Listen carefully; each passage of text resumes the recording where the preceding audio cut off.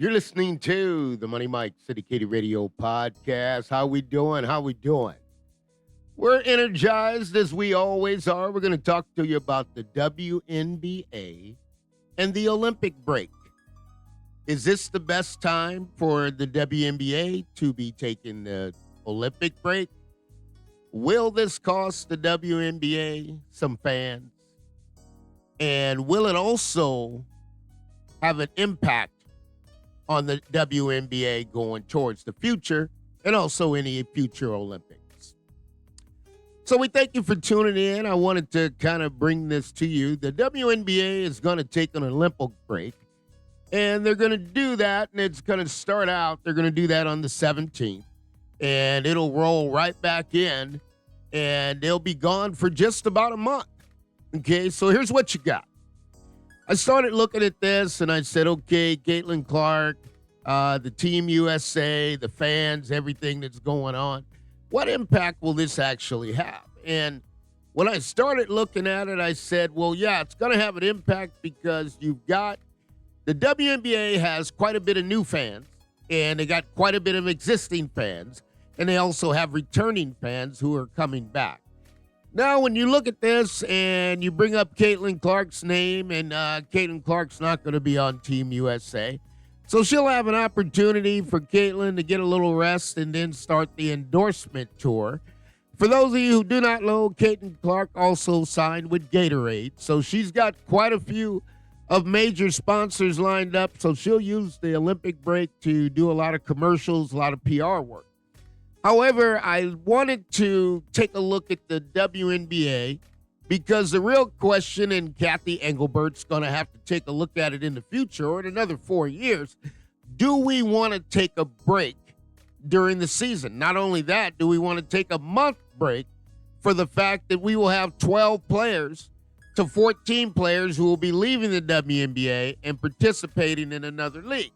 Now, when you have those fans and the fans that you have brought in and the fans who are following, here's a danger zone that the WNBA could be looking at and facing. The WNBA is going to run right into the NFL. And when you run right into the NFL, you're talking about the number one brand, the number one shield. There is no greater brand than NFL. There is no production or parity or a league of teams, 32 teams, that put on the performance of the NFL. So a lot of the fans that are watching currently now, the WNBA, are they NFL fans? And I know you have the existing WNBA who will probably say, hooray, hooray, hooray, because the media will shift its focus and the media will head towards the NFL. Now, obviously, here's where it gets a little risky for the WNBA, and I can call it a miscalculation. You can call it whatever you feel it is. By Caitlin Clark not being on Team USA, you're going to have a separation of fan base, which means not everyone's going to watch Team USA Olympic basketball. I repeat, not every one of the WNBA current fan base that you have attracted into the WNBA is going to sit back and is going to watch Team USA basketball. It's just not going to happen. Okay, so now, and you've got even Caitlin Clark, you've got the Indiana Fever, but folks, don't forget, you got the Indianapolis Colts. And the Indianapolis Colts are going to command a large part of that fan base in Indiana. Now, so we got to look at this and say, well, going forward, do you want to stop the entire league for 12 or 14 players, or do you want to go ahead and let the 12 or 14 go ahead and compete in the Olympics and then let the others go ahead and continue playing basketball? Because a fan base to go dormant for a month. Now, don't get me wrong, we all have Major League All-Star breaks. We understand in the NFL you do have bye weeks. Okay, there's no doubt about it. And so you got to look at that. Is there going to be something where you want to be away from the game for a month? Okay, that means you're going to be away from the game. There's not going to be any WNBA basketball, and the fans are going to be left searching for something else to turn to.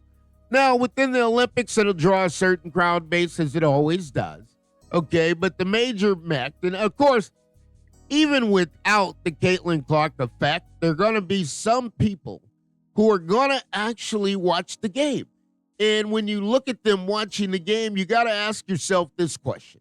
As they are watching that game, are they going to watch that game continuously as they would if Caitlin was playing? Now, don't get it wrong. I mean, Diana Taurasi, 42 years old, playing in the Olympics, getting an opportunity to finish your career. You've earned that. Okay, but we're talking about the entire spectrum and the entire league and the league of fans who have been drawn into the WNBA, who came off the momentum of NCAA college women's basketball, and that has partially translated into an increase of fan base. Now, when you leave the fan base, you're going to leave them single-handedly alone for a month. You're going to have something that's going to be capturing their attention, and the performance is to have the WNBA All-Stars play against the USA Olympic Team USA. But there is a drop-off, and it is something to be considered. I mean, let's face it, the WNBA has made its move. It's moving in the right direction. They got many superstars, and this is what I've discovered. The 12 that are 14 that are playing in the Team USA, that's not the superstars of the WNBA. There's a whole lot of other players that, man, oh man, that all-star game in the WNBA, Team USA might get beat. I mean, let's face it. Team USA could get beat, okay, when they play against the WNBA All-Star games, because those young ladies are hungry and they are fiery and they are good and they are a whole lot younger than a lot of players that are going to be playing on Team USA. So we got to look at that collectively and say, where are we going? But if we look at it now with the WNBA coming back, competing against the NFL, folks, that's going to be a tough ticket to match. And you'll have to look at it, because if we would have kept playing, the media would have kept going and the momentum would have rose right into the NFL. Now you've got a dormant fan base that's going to have to go searching for something else to fill the month of inactivity. And I repeat, the month of inactivity by the WNBA. Is it the smartest things? Well, I mean, time will tell. But if you look at it now, I'd say no. I'd say, again, not having Caitlin Clark on the team to carry the momentum. But again, the Team USA, the WNBA, the leadership of the WNBA, they have no interest. They're happy just the way it is. It's a tough all-star game to make. And again, it falls back to Caitlin Clark, who I see is going to make about $30 million a year playing. And the endorsements keep lining up, as you said. Gatorade's on board. Wilson's on board. I mean, you've got a list. I think one was mentioned, ultrasounds on board. There are so many endorsements lining up for Caitlin Clark that she's just going to be shooting commercials the entire break. So we'll get a flood of commercials after the break is over, and we'll see how this all shakes out. But Money Mike's just here to tell you, I looked at it from collectively, and I also looked at it from the standpoint of a corporate enterprise business and understanding how the market flow and the money flow is going to come down to the WNBA as we reach to get higher and higher, increase the salaries, increase the coaches' pay.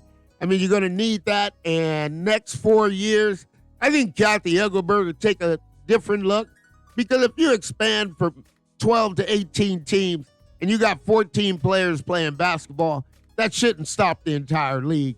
And that's just my opinion, but I'll always tell you this. It's my opinion, but if it comes truth, I've given you the facts before they happen.